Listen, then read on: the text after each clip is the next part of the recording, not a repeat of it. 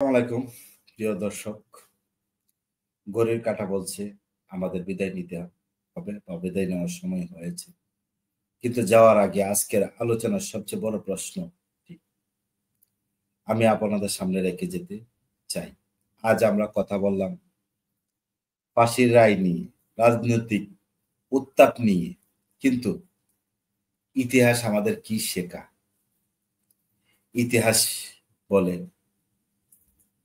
ব্যক্তি নশ্বর, কিন্তু ব্যবস্থাপনা বা ব্যবস্থা সিস্টেম থেকে যায়। আমরা অতীতে বহুবার দেখেছি ক্ষমতার পালা বদল হয়েছে। এক নেতা গিয়েছে, অন্য নেতা এসেছে। কিন্তু আমাদের ভাগ্যের কি কোনো আমূল পরিবর্তন হয়েছে? হয়নি। এর কারণ আমরা বারবার নেতা খুঁজেছি, কিন্তু নীতি খুঁজিনি। আমাদের নীতি খুঁজতে হবে। নেতা চায় তার প্রতি অন্ধ আনুগত্য, কিন্তু নীতি চায় বিবেকের কাছে দায়বদ্ধতা। নেতা বলে আমার কথাই শেষ কথা, নীতি বলে আমার আইন সবার জন্য সমান। আজকের এই সম্ভাব্য রায়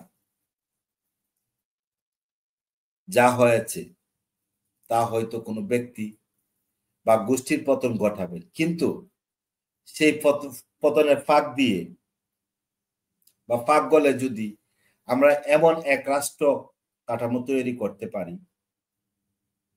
যেখানে ব্যক্তির চেয়ে প্রতিষ্ঠান বড়, তবে এই রায় কেবল একটি কবরের শিরোনামই হয়ে থাকবে। এই শিক্ষা, এই ইতিহাসের শিক্ষা হবে না।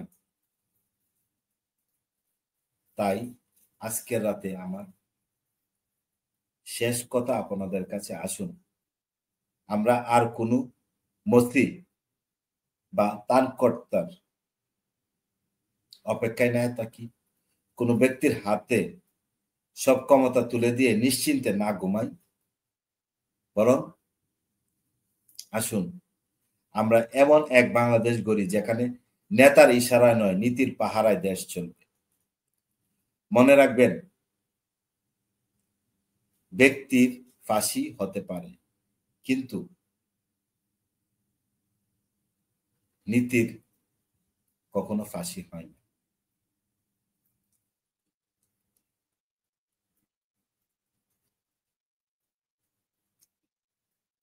যেখানে নেতার ইশারা নয়, নীতির পাহারায় চলবে দেশ।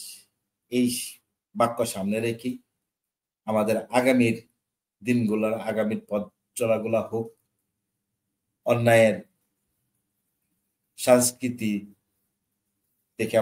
সংস্কৃতি থেকে বেরিয়ে আসি,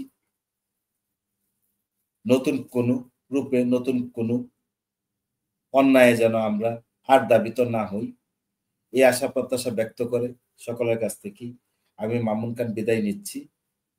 শুভরাত্রি। সকলের জন্য সুস্থতা এবং দীর্ঘায়ু কামনা করছি।